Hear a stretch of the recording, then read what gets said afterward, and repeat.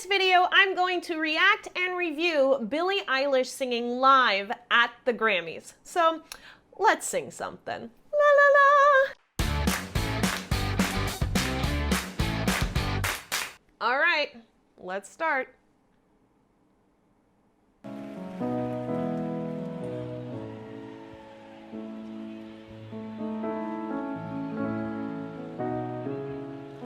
I'm so excited about this song. This is actually one of my favorite songs that she does. Don't you know I'm no good for you?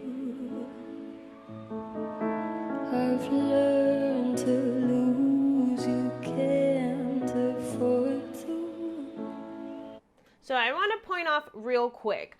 Billie Eilish is super known for her whisper voice. She adds a lot of excess air on top of her voice to create this smoky, floating type of sound that she does, which truthfully is what kind of sets her as her.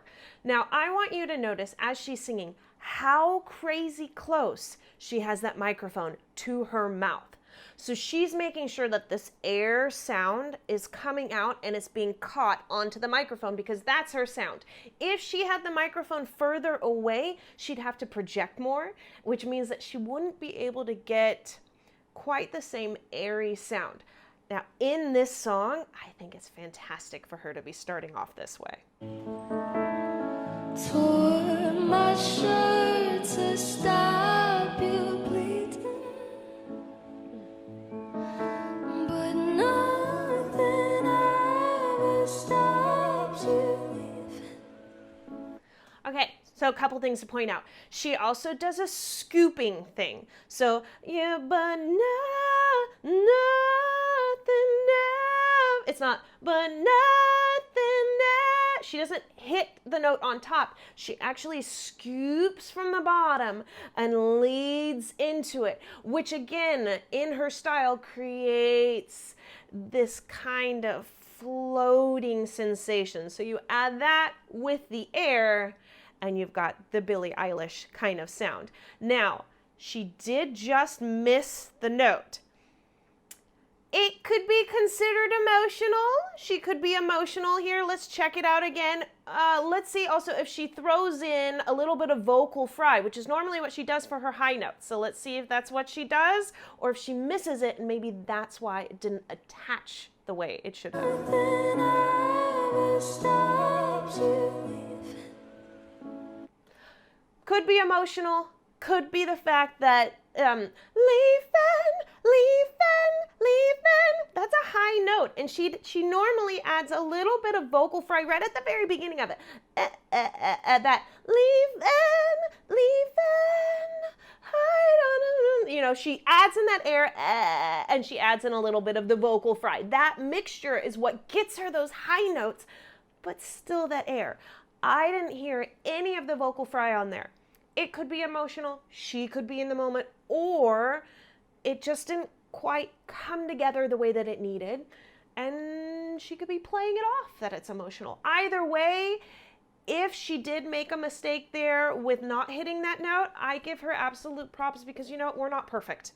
We don't hit the notes all the time, and just her being able to continue it within the emotion and the movement of it, that's what I would do. That's what I would suggest to any performer, is the show must go on and continue and bleed in with it.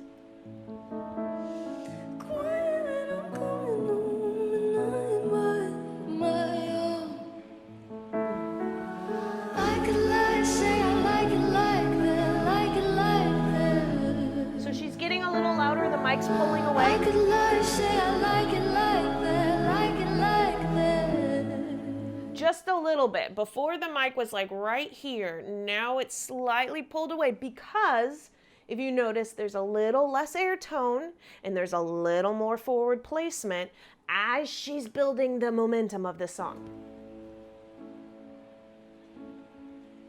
Don't you know too much already?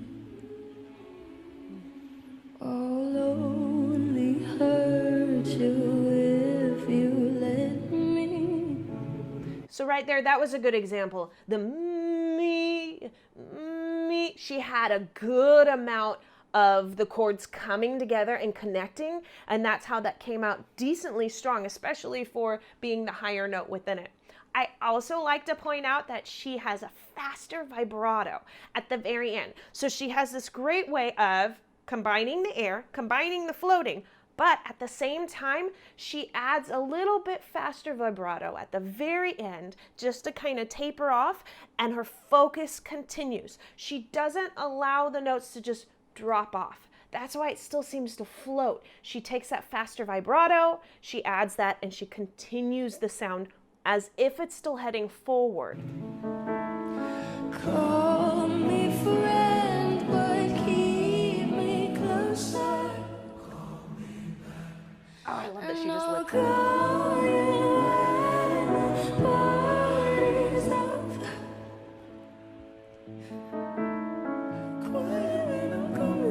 I really wish she would have hit that note, but maybe she's emotional. I mean, over.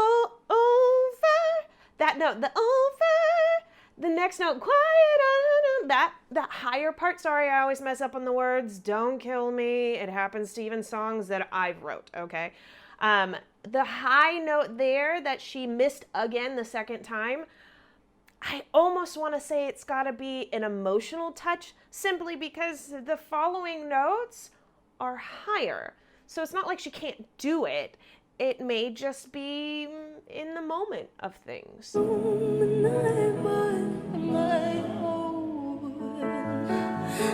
right there. Oh, I know you guys are like, gosh, she keeps stopping this. But you know what? If you want to watch the video, then you go watch the video and you come back here and I will break it down for you, okay? That on my own. You'll hear her vibrato a lot right there. So let me back it up.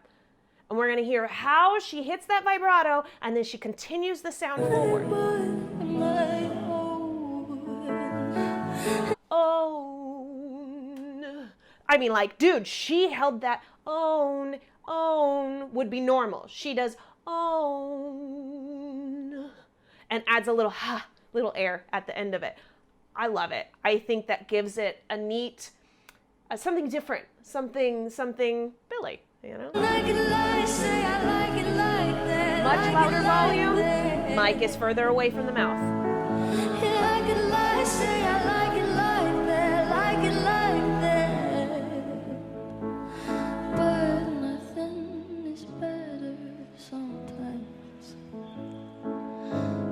We've both said our goodbyes.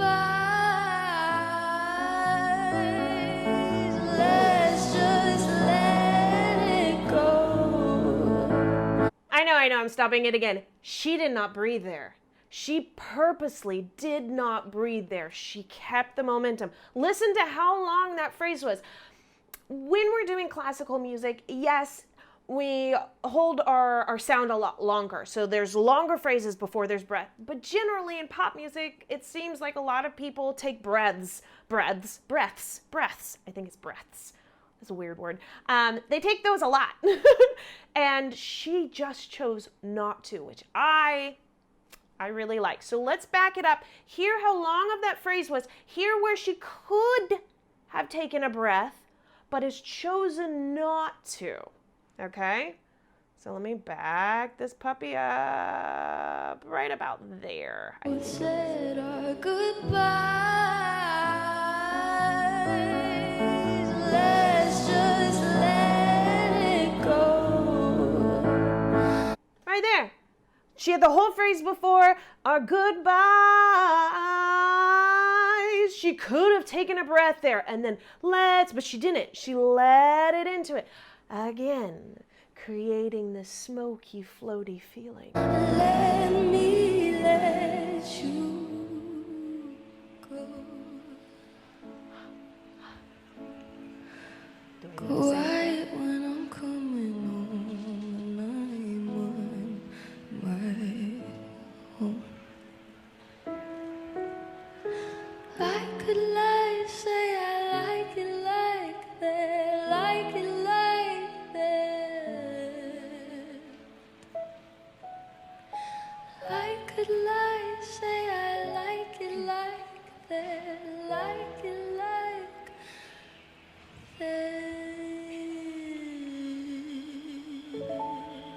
loading it on forward.